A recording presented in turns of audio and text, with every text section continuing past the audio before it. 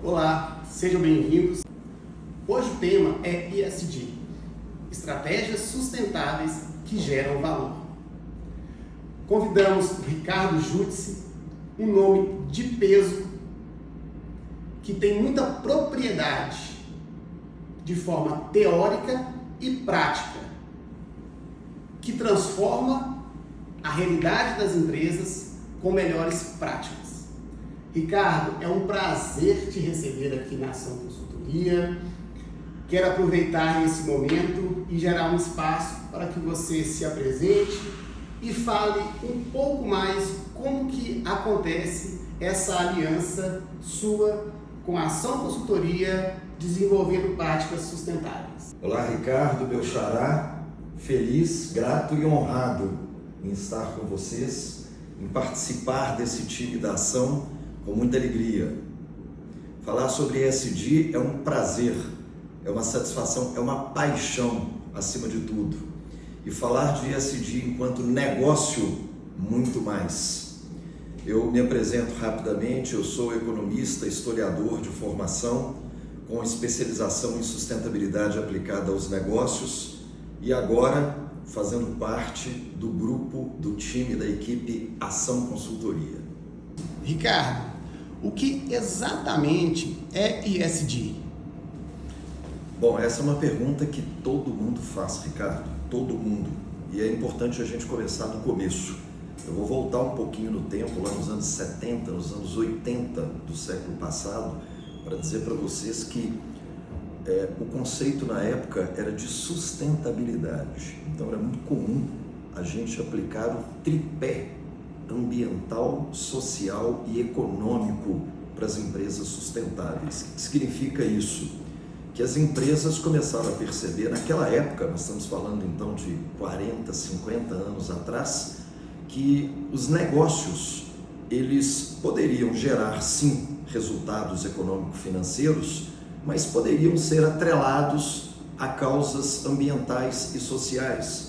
Nenhum problema em ganhar dinheiro, em fazer negócios, mas pensando também no planeta e na sociedade. A gente anda um pouquinho no tempo, a gente chega em 2004, quando o então secretário-geral da ONU, Kofi Annan, ele fez meio que um desafio aos grandes empresários, aos grandes executivos que pensavam em sustentabilidade. Ele disse assim: essas práticas ambientais e sociais precisam de uma governança forte. E essa governança, ela precisa também trazer aos conceitos de sociedade, de meio ambiente, mais números, mais medições, impactos, relatórios, critérios.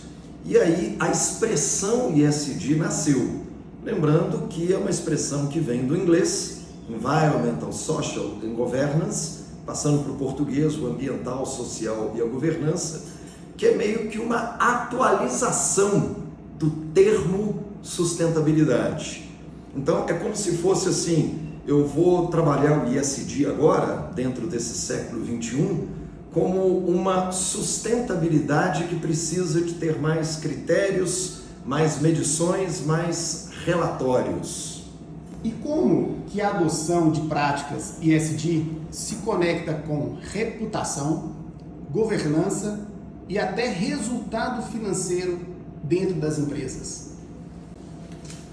Bom, é recente essa crença, e uma crença muito bem fundamentada, diga-se de passagem, de que o resultado financeiro ele está atrelado a muitos fatores que são diretamente ligados ao ESG.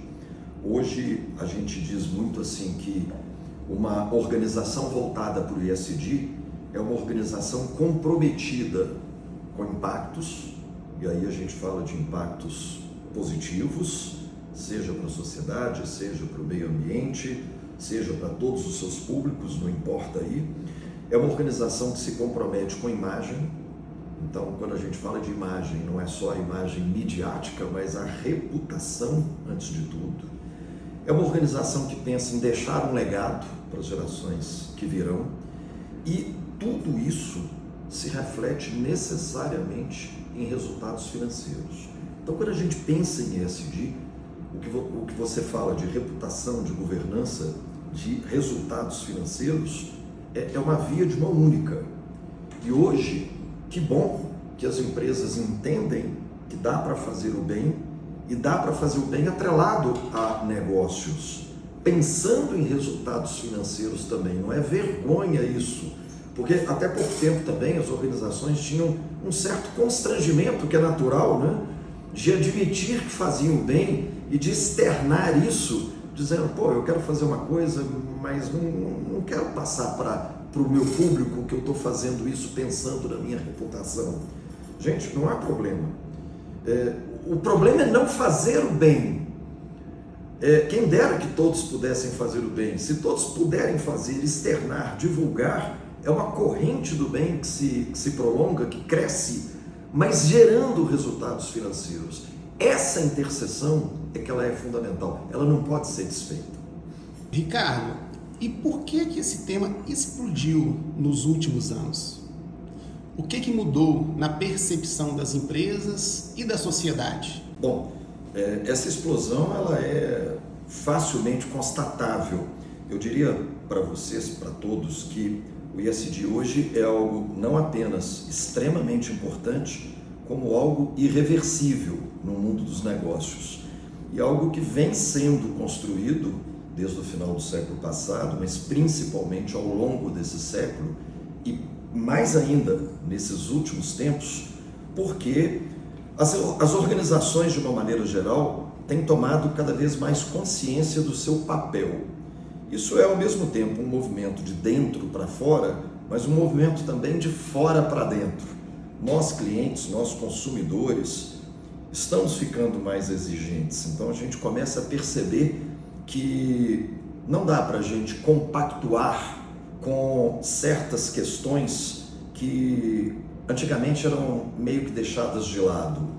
Hoje, se uma empresa pratica um crime ambiental ou está envolvida em algo similar, se uma empresa trabalha com trabalho escravo, semi-escravo, análogo à escravidão, enfim, algo do tipo, eu não gostaria de consumir um produto que vem dessa organização.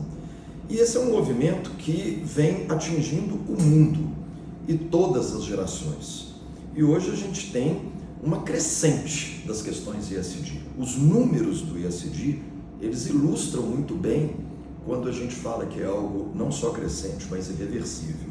Então, passando para vocês um pouquinho de dados, de números que são realmente muito fortes. Por exemplo, prevê-se, estima-se que para 2030, nós estamos chegando lá, os investimentos em ESG no mundo chegarão à cifra de 40 trilhões de dólares.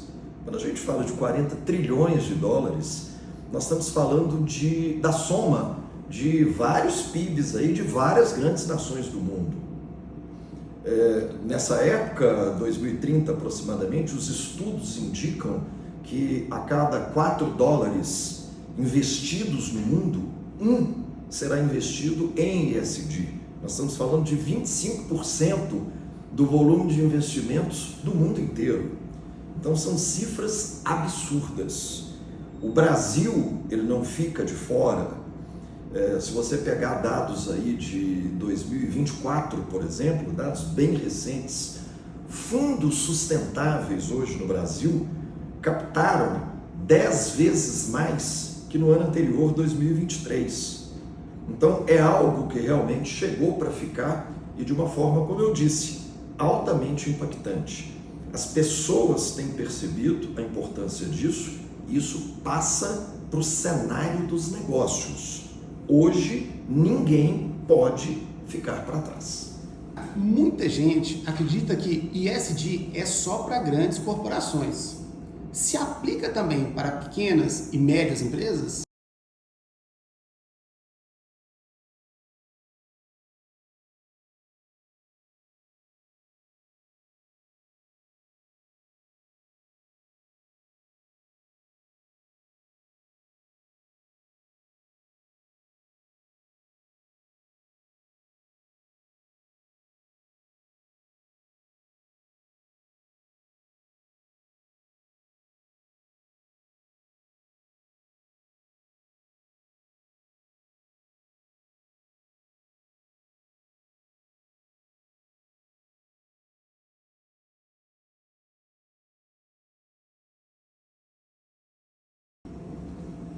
E onde estão os maiores desafios?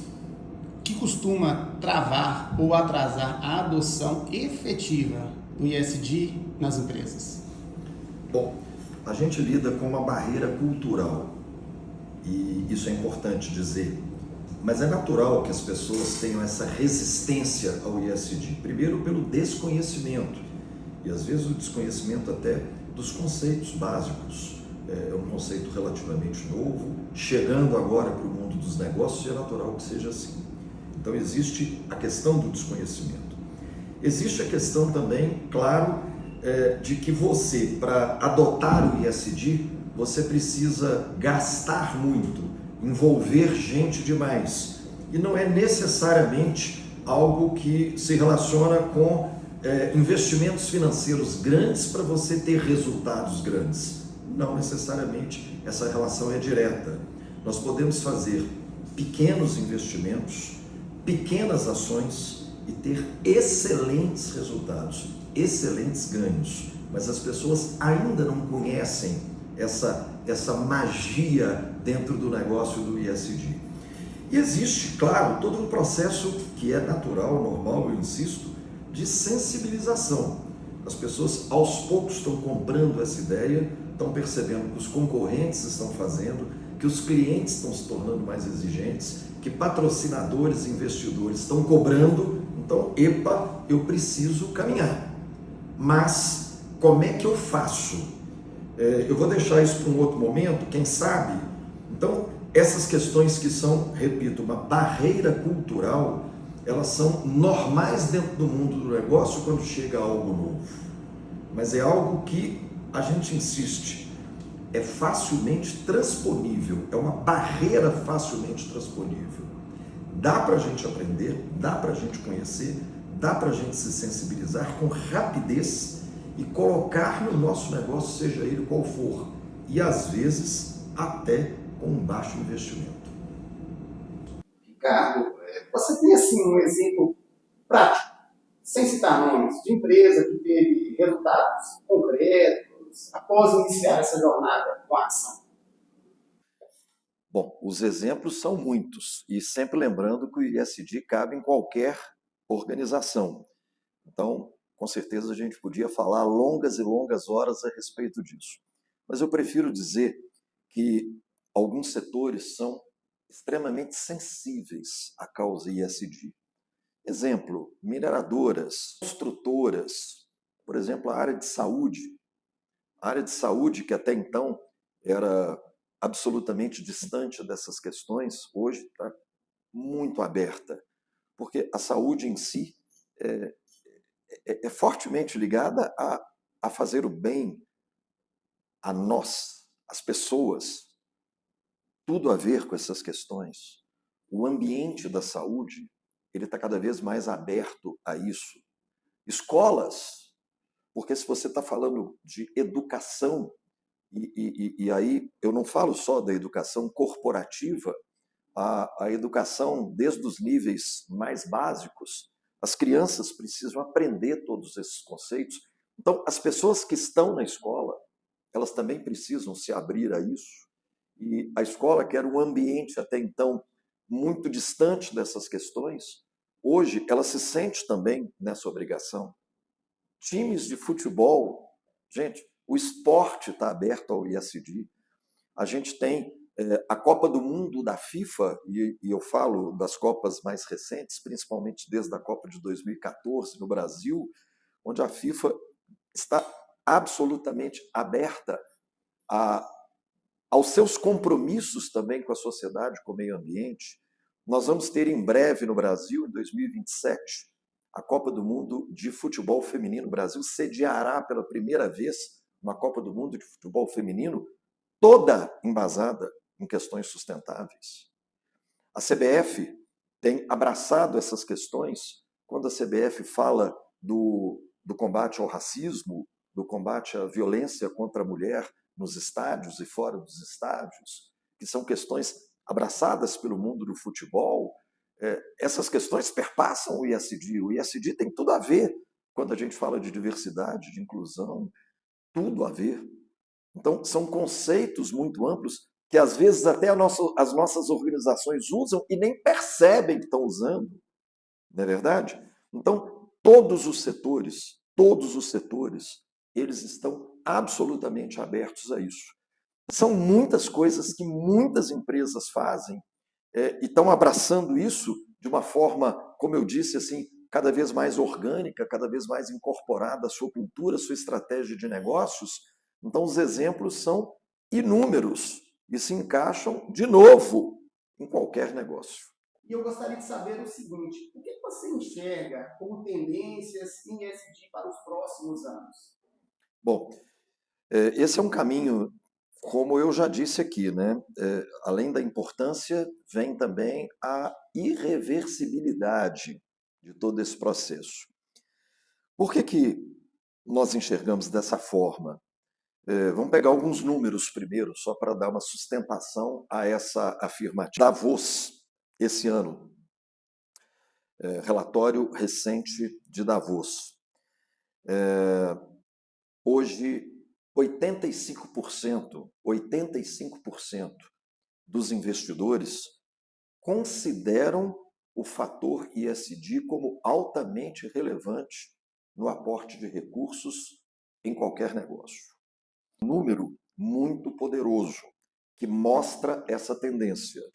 A gente entende que hoje a visão das empresas, a gente brinca muito nisso, né? A gente brinca muito com a história dos 4 círculos. O primeiro círculo é o círculo empresa, onde você cuida muito daquilo que está lá dentro com toda a sua atenção, dedicação, com investimentos, com esforços, com energia. Mas existe também o segundo círculo, né? Que é o círculo dos clientes. Todo mundo olha também para o universo dos clientes, para o universo do seu consumidor, que é a sua razão de ser, em última instância. Existe o terceiro círculo, que é o círculo do mercado, onde estão os seus não clientes. Então, eu preciso estar atento ao mercado, porque ali quem não é meu cliente pode vir a ser, ou quem deixou de ser eu posso resgatar. Mas hoje as empresas começam a olhar também para um quarto círculo. Então você tem aqui a empresa, você tem aqui os clientes, você tem o mercado. O quarto grande círculo que engloba tudo isso é o da sociedade de uma maneira geral. Na sociedade estão pessoas que talvez eu nunca vou conhecer, mas eu entendo que eu posso mudar a vida delas, para pior ou para melhor.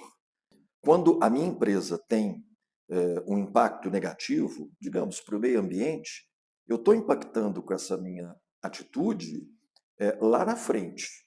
Não é a minha empresa apenas, nem o meu cliente direto, nem o mercado, mas a sociedade, o planeta.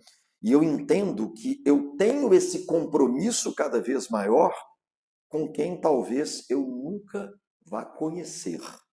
Então, nesse sentido, a partir dessa tomada de consciência crescente, a gente entende que o ESG é um caminho sem volta. Isso é apenas o retrato de todo um movimento que vem acontecendo de uma maneira global, pegando aí todos os setores, pegando empresas de todo porte, pegando os estados, pegando as organizações não governamentais e, claro, cada um de nós. Por isso, de novo, a gente reforça tendência crescente e irreversível. E para quem ainda acha que ESG é um custo e não um investimento, o que você diria? E a gente precisa mostrar exatamente o contrário.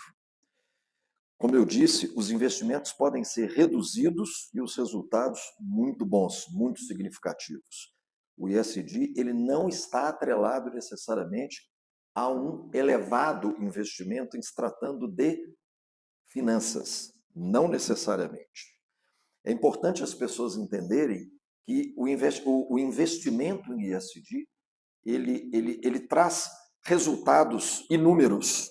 E aí a gente podia falar sobre isso também durante muito tempo. Mas o que vale lembrar?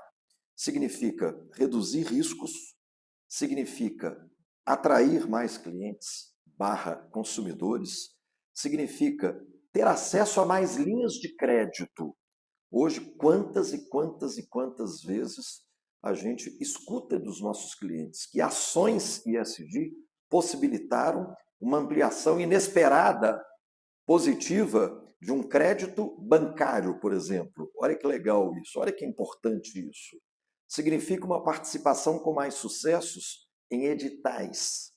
Significa que tudo isso somado é retorno financeiro. De novo, em geração de impacto positivo, em melhoria na imagem, na reputação, na construção de um legado e, claro, em melhores resultados financeiros. Longe de ser custo e muito mais investimento. Ricardo, muito obrigado por compartilhar tanto conhecimento e visão estratégica. E para você que nos ouviu até o momento e quer transformar o ambiente através de práticas sustentáveis de forma estratégica, a Ação Consultoria está pronta para te apoiar. Ô Ricardo, eu que agradeço, como eu falei no início, né? Feliz, grato e honrado de participar desse bate-papo com vocês, de uma forma conduzida, de uma forma tão inteligente, com tanta sabedoria por você.